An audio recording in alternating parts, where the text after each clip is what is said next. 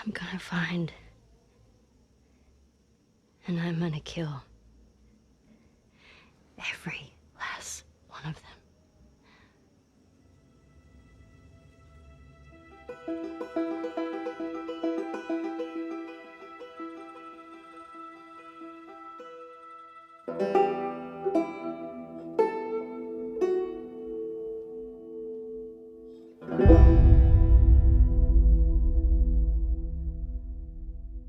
Back in 2013, Naughty Dog released The Last of Us on the PlayStation 3, and this game was one that I was very much anticipating, given the fact that it was coming from Naughty Dog, the creator of the Uncharted series, and thus my favourite series of video games of all time. And when The Last of Us was revealed, I thought to myself that this was going to be an interesting new direction for Naughty Dog and an interesting direction for them to take as a studio. And when the game finally launched back in the summer of 2013 on the PlayStation 3, I sat down and I played it, and to say that I was floored by the game would be an understatement.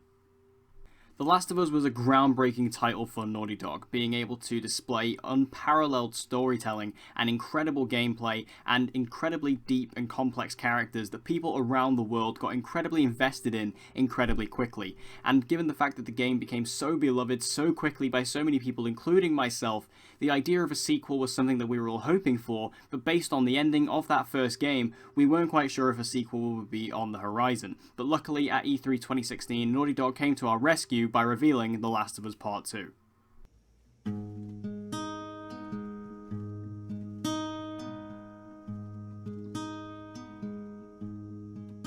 I'll walk through the valley of the shadow of death.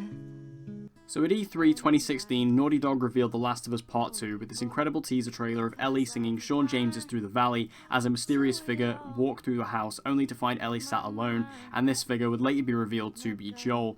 And this trailer really gave us a good idea of the tone that the game was going to be going for, the story it was trying to tell, and who Ellie was as a character 5 years on from the original game. But what's incredible is now that we have the game in our hands and we've played it all the way through, it's incredible to see how much of this game was really kept from the marketing and was really kept as a surprise for players when they finally went through the game.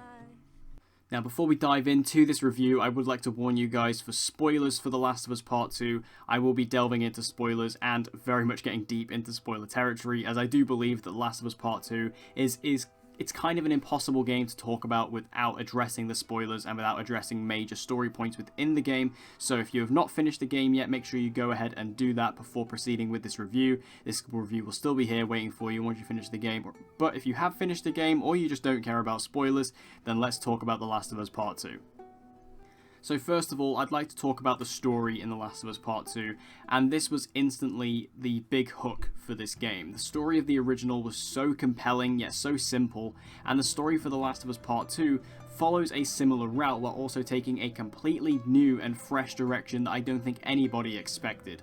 While this game is about Ellie getting revenge on a certain group, this story also features a whole other side to it that we didn't even know about going into the game, and it's one that has caused a lot of controversy and a lot of hypocrisy within the fanbase, as people haven't quite known how to take to this extra bit of the story that we didn't know we were going to get. Starting off with Ellie's story, which is simply put a revenge story. We witness a very horrific event with the murder of Joel right at the beginning of the game, about a couple of hours in, and this leads Ellie to go on a revenge path against the woman who murdered Joel right in front of her eyes and the group that she is from, being Abby and the WLF, or the Wolves. And this story is one that every player who was playing the game could easily get behind. Joel is a character that we have spent so many hours with the first game and with the first couple of hours of this game. We knew Joel as a character, we loved him, and we held him very close to our hearts. Seeing him brutally murdered like that in front of us was something that was very shocking and caused many players to have a very harsh and vicious reaction to it, including just being on Ellie's side and wanting to go and take down Abby and take down the Wolves for what they did to Joel and what they did for our beloved character. And I think that this story was initially posed as a really good one to get players on Ellie's side and get us behind that story, because just like Ellie, we were angry, we were frustrated, and we wanted to kill Abby for what she did to Joel. And this initial story with Ellie, I think, was incredibly easy to jump into because we knew exactly where it was going to go, or at least we thought we did, and we knew that this story was going to be this revenge plot. And I think that given the motivation behind the revenge, every player playing who had played the first game was instantly able to gravitate towards that. Where is the other apostate? Clip her wings.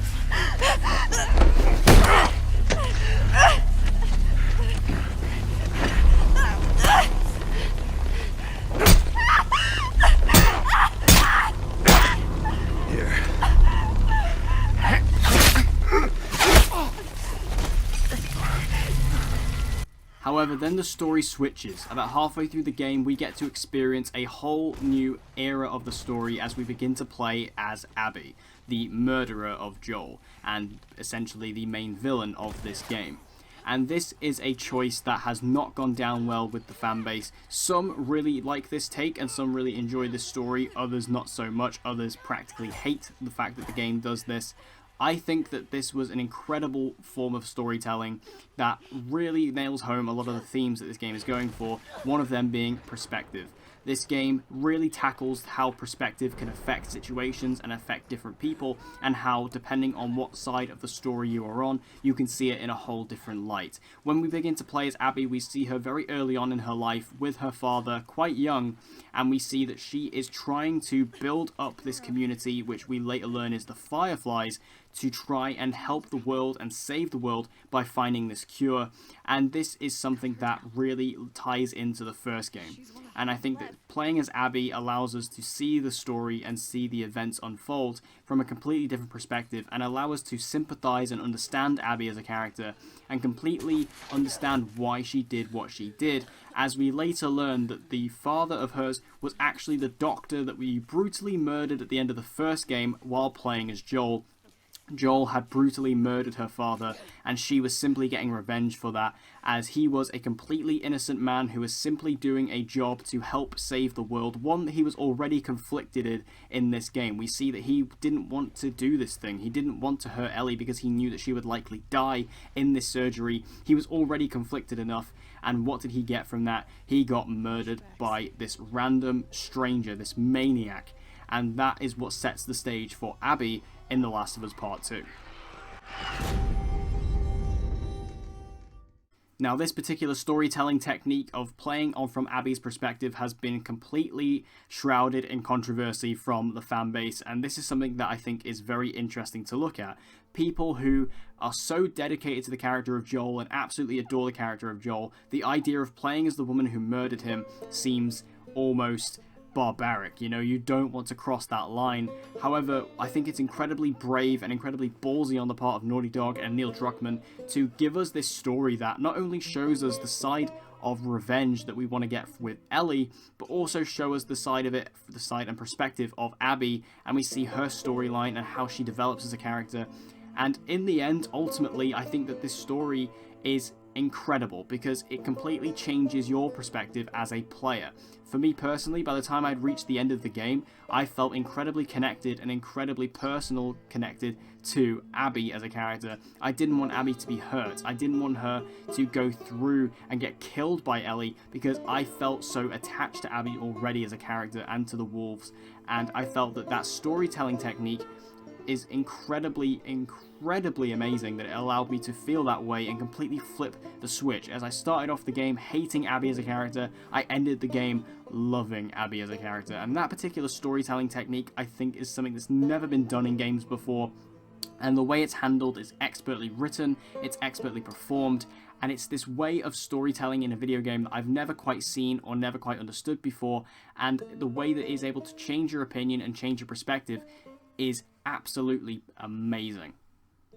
The characters and performances in this game, just like the original, are absolutely top-notch. We have Troy Baker returning as Joel in this game, who, while he's not in the game, of course, as much as he was in the original, when he does show up, he delivers an incredibly powerful and also heartfelt performance as Joel, and he was definitely missed throughout this game. Ashley Johnson, who returned in the role of Ellie, is absolutely amazing and even better than she was last time. We get to see Ellie in a whole new light in this game. She's much older, she's a bit more brutal, she's a bit more attainable to this world, and we can see that she is just blinded by violence and blinded by revenge in this story, and the way that Ashley Johnson portrays that is wonderful. We also have other characters in the game returning, such as Tommy, and his performance in the game is once again great. Tommy has a bit of a bigger role in this game than he did in the first one, and that is a very welcome addition. We also get the addition of Dina and Jesse, two new characters who are both absolutely fantastic characters throughout the game. I really enjoyed their performances and their characters. Even though Jesse perhaps is a bit shortchanged, I still really enjoyed his character for when he is there, because I think that he was incredibly likable and also just a really nice addition to the cast. And finally, I'd like to talk about Laura Bailey, who plays the character of Abby. She was absolutely brilliant. Abby was such a great character, and Laura Bailey does such a good job of portraying her. Not only to portray the side of her that was incredibly violent and brutal, but also the side of her that was incredibly sympathetic, and the side of her that was a human who had these connections, these people that she loved, these people that she was dedicated to. And I think Laura Bailey does an incredible job of playing both sides of that. And these people out there on the internet who have been harassing Laura Bailey and hurling a lot of mental abuse towards her due to the fact that she simply played this character in the game, I think is despicable, and I think that she needs to know that she did an incredible job with this game. And more importantly, the people who are saying those things need to learn that this is just a character in a video game. This isn't a real thing, and you need to stop with this horrible abuse, because these actors do not deserve it. Nobody deserves this abuse just for a piece of art and a piece of media. But I think going back to Laura Bailey, she was for me the standout of this game. The way that she plays Abby and again plays this character is just phenomenal. The gameplay I also thought was fantastic in this game. I think in the first game it was really well done here, and it's even more refined in this one as well. I think that the gameplay, when you look at the shooting, which is obviously a bit more realistic than most games, as it has to account for, being a bit more unstable and a bit more shaky. It just allows you to get really good at the game, because it doesn't have time for the timid. It doesn't have room for you to make mistakes. And I think that the way the game is able to train you in that way to almost make you think like a survivor is absolutely fantastic. And the way that the gameplay is even more refined, like the crafting I think is a bit more refined in this one. The weapon crafting is a bit more refined here. We have a lot more availability in combat, such as we can now crawl and go to prone, which I think is a really nice addition. The game has just been a little bit more refined and a little bit more fleshed out, which makes it a bit better to play than the first game was. And graphically, this might be the best looking game I have ever seen on the PlayStation 4. This game is instantly up there with games like Uncharted 4: A Thief's End, Batman Arkham Knight, and Metal Gear Solid 5: The Phantom Pain as some of the best looking games on the PlayStation 4. What this game does with its graphics are just top notch, and I can't wait to play this game on the PlayStation 4 Pro with my friend who has one of those, because I really want to see how this game looks, because I just have a regular standard PlayStation 4 and it already looked incredible on my console, but I can't wait to see what it looks like on the Pro, because this game is just using the PS4 to its full extent and its full potential. Like the first game, which came out right at the tail end of the PlayStation 3 generation, was able to use all of its power to give us an incredible looking game for then. This game does that with the PlayStation 4, unleashes all of its power and shows us exactly what the PS4 can do with these graphics. And The Last of Us Part 2 is one of those games that no matter what you're playing it on, no matter what TV you're playing it on, the game just looks like a masterpiece, just visually, and the game will continue to look like that and will continue to, I think age very well as the years go on. And what amazed me the most about The Last of Us Part 2 was the emotions and the range of emotions that the game was able to get out of me. Not only did the game make me happy in places and smile in places, but also made me cry in others. This game made me cry pretty much within the first half an hour of the story. I was amazed by how quick I was able to just start bawling my eyes out at a particular scene very, very early on, which was the scene with Joel singing and playing the guitar to Ellie right at the beginning of the game. That was incredible. But also other moments such as Ellie playing the guitar to Dina with Take On Me, that incredible rendition of that song, which was just beautiful to listen to and has kind of become the staple song of this game. but also other emotions that I've never felt before, like true anger. As I said, when Abby first murders Joel initially, you are completely with Ellie. You want to murder Abby for what she did to Joel, and that level of anger is something I've never experienced before as a gamer. It's being someone who is incredibly attached to the character of Joel, someone who loved and cherished that character. Seeing him brutally murdered and taken out like that was incredibly harsh and was very rough to experience, but I loved it because death as a concept is very unexpected in life. Death isn't something you can prepare for necessarily. Death is something that can just strike out of nowhere. And I think that the way Naughty Dog portrayed Joel's death by it being like that, just him being murdered just like that in front of Ellie's eyes, I thought was, again, bold, but incredibly realistic and also very true, and I was very impressed with that. And the way it allowed players' emotions to really get riled up in this scene and completely side with Ellie was an incredibly clever way to do it from this initial point of the game. But the way I was able to transition my emotions and the way that my emotions were able to change throughout the game were amazing, because I began to feel sympathy for Abby. I began to really love Abby as a character, and I began to understand where she came from and the reason why she did what she did. And ultimately, by the time we get to the end of the game, I was actually on Abby's side rather than Ellie's side. And as the game goes towards its ending and we have Ellie, who was let go by Abby. Abby could have murdered Ellie right there, but she doesn't. She lets her go, and Ellie's now living her life with Dina on the farm with the baby, and we can see that she has eventually, she has managed to get that perfect life, as perfect as it can be in a post-apocalypse. But Ellie decides, thanks to information given to her by Tommy, that she's going to go after Abby again and try and kill her. And my emotions in that particular moment were insane, because I was angry at Ellie. I didn't want her to leave. She, had Dina, she had the baby, she had the perfect life, the most perfect life you could have had. And she was just willing to just throw that all away just for the sake of revenge. And I was angry at Ellie by that point. I was very upset with Ellie as a character. I didn't want her to make that decision. I didn't agree with her at this point in the game anymore. And I was very, very upset with her choices. And having to play through those moments, as much as I was enjoying the gameplay, it was incredible that I was just feeling this anger towards the character I was playing as, because I didn't want to do what I was doing. And the way Naughty Dog is able to make me feel like that, I think is truly, truly commendable. And when we reach this final crescendo for the game, as we have Ellie fighting Abby, and you are playing as Ellie, it's just heart-wrenching and horrible to play.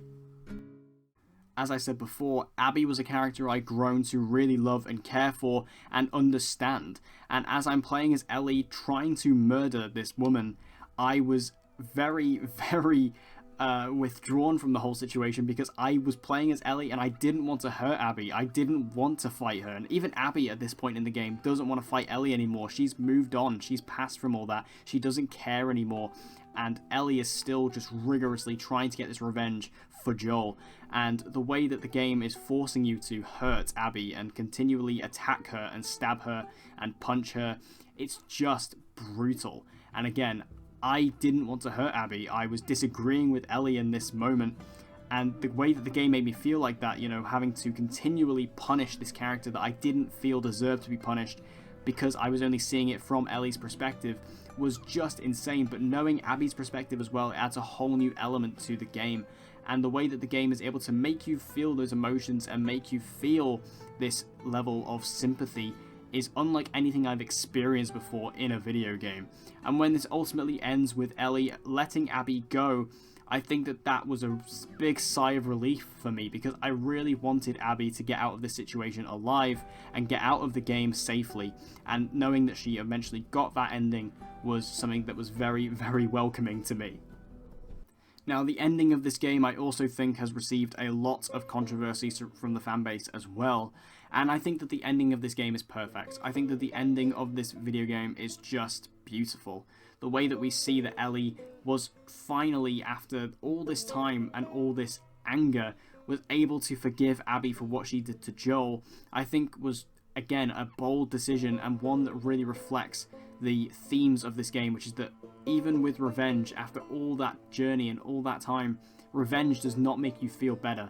And the way that Ellie is finally able to feel that and is finally able to understand that as she gets to the end of the game I think was incredible.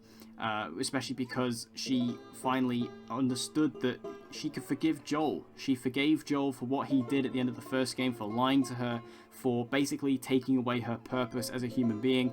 He took away all that without her permission, and she was able to forgive Joel for that. And given the fact that she was able to forgive Joel for that, for essentially dooming humanity, she realized in that sweeping moment that she could forgive Abby for murdering one person who, at the same time, murdered her father, who was a completely innocent man. She realized that Joel is no better, if not worse, than Abby, and she was able to realize that if she could forgive Joel, she could forgive Abby. And I thought that was an incredible story turn, because again, given the way the game was going, I was fully convinced that Ellie was going to kill Abby, and I, as a player, was going to be forced to murder Abby in cold blood. And I really hoped that the game wasn't going to go in that direction. I think it would have been incredible and incredibly bold if it did, but I personally, as just a person, did not want that to happen, because I didn't want Abby to die. And given the fact that the game was able to go in that direction, was able to, misdirect you, make you think you were going to murder Abby, and then make Ellie, realize her ways, I thought was just masterfully done and masterfully written. Now, my only negative when it comes to The Last of Us Part 2, and it's only a small thing and purely a personal thing, as this may not affect some people, is that I felt like this game, especially in the early parts when you're playing Seattle Day 1, 2, and 3 from Ellie's perspective, I found that there was way too much exploring in this side of the game. It was way too open. I think that the areas were far too expansive and far too big, and I think that because the game, a big part of the gameplay in The Last of Us is going around exploring, collecting supplies, finding ammo, and crafting items, you kind of feel pressured to do those things. You kind of feel pressured to explore these environments as fully as you can, because you don't want to miss anything. You kind of want to get everything that you can so that you're prepared for upcoming fights and conflicts. And the way that the game kind of makes you feel that, I felt like that was something that really slowed down the game. I felt like the pacing was a bit of a letdown in the game in these earlier sections because they were so big. And again, this might not affect everyone. For some people, they may love these open and expansive levels. For me personally, though, I just don't think they work for The Last of Us, because I think The Last of Us works better being far more linear. And I do feel like the game, works better as it's just being a straightened path rather than being these big open explorable areas, which again, I think slowed the game down significantly in those early hours. And also, while this isn't a negative for me anymore, I would like to address this way I was feeling, and also I think it's very relevant to talk about this, as I think it's actually reflective of a lot of players who played the game or didn't, which is that I actually wasn't too satisfied with the story initially of this game. Before I had finished it, I thought that the way the game was jumping around from Ellie to Abby, and there was like flashbacks within flashbacks within flashbacks, I thought it was a bit over the top and a bit overdone, and I felt was a bit too much at once to handle. And I felt like, playing the game early in those early hours, I felt it was just a bit messy and a bit all over the shop. It was a bit choppy, and I wasn't really enjoying that side of it.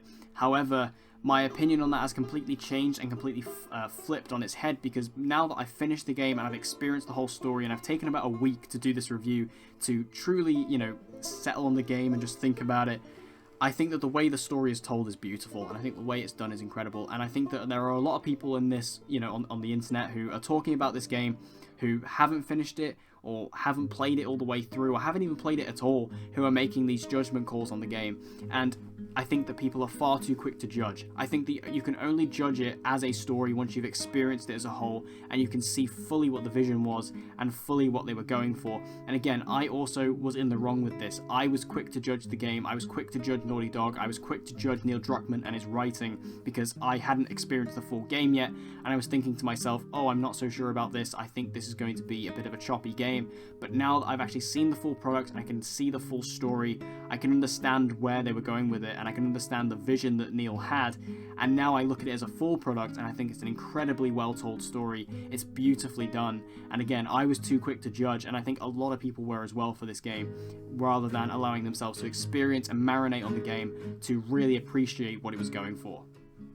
Overall, The Last of Us Part 2 was one hell of a journey. Again, this was a game that I've been waiting 7 years for since the release of The Last of Us back in 2013, and the idea of a sequel was scary. The first game ended in such a perfect way, we didn't even know if we needed this sequel and necessarily if it was going to warrant its own existence. But I think that Naughty Dog was able to find a story here that was new and fresh and innovative, and really groundbreaking for the genre and really groundbreaking for this series. And yes, this story may not be what people wanted. This story may not be what people were expecting, but this was the story that Naughty Dog wanted to tell. This was the story that they had passion in and they believed in. And I think that if you take the time to play the game all the way through to its conclusion and really have a good, long think about it before being quick to judge like I was, I think you'll truly appreciate this game and the vision and the story. It's just incredible. And I genuinely believe that this is one of the greatest games of all time. In regards to whether it's better than the first game, I'm not too sure, to be honest. I think I might prefer the first game just a little bit more, but I still think this game comes incredibly, incredibly close, and I genuinely think it's down to personal preference. This game is just beautiful and wonderful, and done in a way that I've never seen a video game done before. I think that The Last of Us Part 2 is a groundbreaking game for video games as a whole, and I think that this game needs to be experienced, it needs to be talked about. And I love the fact that Naughty Dog have come out and said, look, we know people may not be happy with this game, we know people may not be satisfied with this story, but this is the story we wanted to tell. And the fact that they have come out and said that, and they're not pandering to the fans, they're not trying to appease the fans, I think is incredibly admirable and shows great passion in what they do and great passion in this project, and I can only respect that. And I think that this game is absolutely brilliant. I was so amazed, I'm so floored by it, and it's still on my mind now. I really want to go back and play it again because the game has just been on my mind and I'm missing it. And I think that this story is unlike anything I've ever experienced in a game before. And for me personally, this is pretty much as close as you can get to a video game masterpiece. And I think that this is Naughty Dog's crown jewel. I think that this is their masterpiece so far. And obviously, they've still got games to come. We don't know what Naughty Dog have got in store for the future, but it's going to be hard to even top what they've been doing in these last couple of years with games like The Last of Us and Uncharted 4 and The Last of Us Part 2. I'm incredibly excited to see where Naughty Dog goes next because this was one hell of a journey.